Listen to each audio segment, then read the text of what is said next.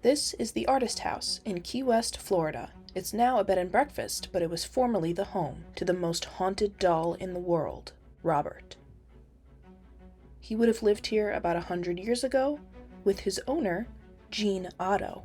The inn isn't shy about their dark history either. Here's the room we stayed in. The entire property is actually very beautiful.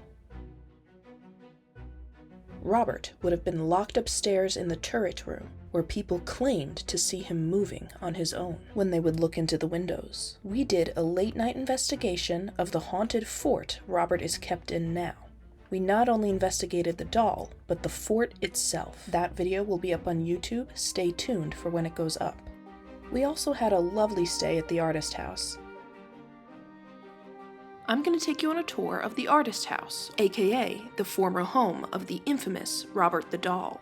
It is now a beautiful bed and breakfast, and we got to stay for a few nights. This is what it looks like when you first enter.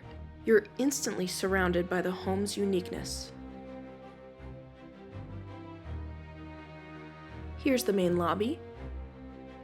And peep that replica Robert the Doll. The kitchen is adorable and always stocked with snacks. I like the historical photos around the house. You'll also come across various artists' depictions of the home throughout. There's even more charm on the second floor. I almost wish my house looked like this. And here's the room we stayed in.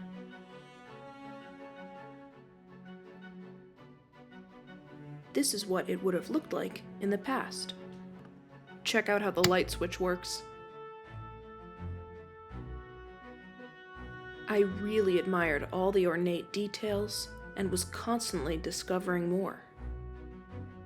Even though Robert no longer resides here, the house still has its fair share of spooky stories. A very sweet member of staff shared her story with me from the time she stayed in this very room.